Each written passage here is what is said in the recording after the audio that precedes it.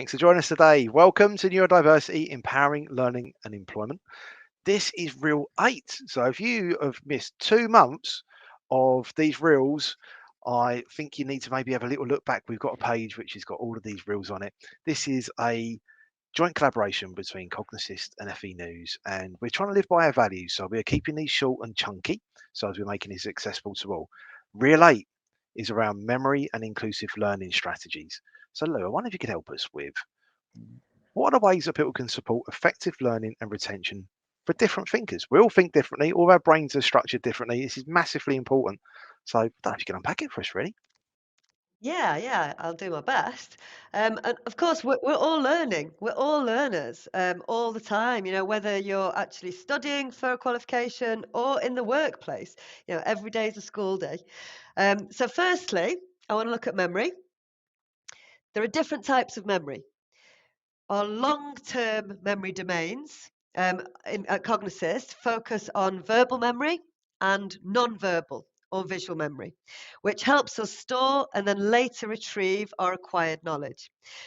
However, there's also working memory, which is our ability to hold and manipulate information in our heads within our short-term memory.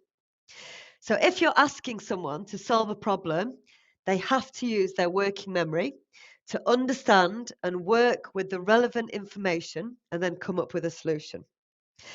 If you're asking a person a question on a topic you covered earlier, they'll have to use their long-term memory to remember what was said or what they saw and repeat this back to you accurately. So there's a big difference there. And actually, our processing speed and accuracy will affect how well we can remember something in the future. And we're all different in these areas. So it's really important to incorporate strategies and different ways of working into learning and work to ensure a diverse range of people can take in and remember this required information. So, some examples: spaced learning, or the Pomodoro technique, where you take regular breaks to design learning around proven methods. You can get people to discuss problems or questions as a group or write about it in their own words and discuss these responses. This helps individuals look at something from different perspectives and retain it better.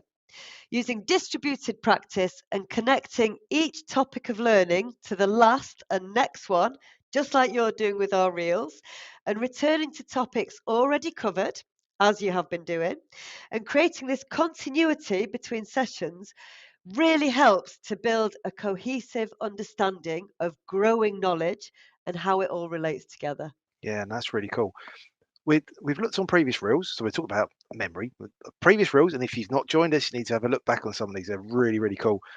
Only 7% of employers, we found out, have got a neurodiversity strategy in place for their team. So if someone is just suddenly realised, hang on, I've got I want to have a diverse team, I want to have like people with like different ways to tackle these problems and a high productivity team, and they found out that one of their team is neurodiverse. What can we learn from the world of education to be able to help with maybe sharing information with different staff members and way teams can interact together in different ways? Absolutely. Think about how everybody works differently and see where you can maybe match strengths with somebody's areas of challenge, for example. So pair colleagues up together. You might have a person who absolutely adores working with spreadsheets, and you might have someone that prefers to describe things verbally. And actually, they may work really well as a pair on a project because they have very keen areas of difference. So that's a really easy way of doing it. Get different thinkers around a table to solve a problem. Don't just work with one team, for example. Like, maybe have a cross-functional tiger team to solve a really complex problem. Also, get your neurodiverse employees to feed in to issues or gaps around your processes that don't actually acknowledge their differences.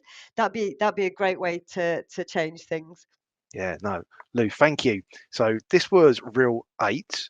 Next week's going to be reel 9, and advice for reasonable adjustments. Really key for what we've been looking at around qualities acts for your employer, but also if you're in learning and education as well. So thank you for joining us this week. I hope you enjoyed it, and we'll see you next week.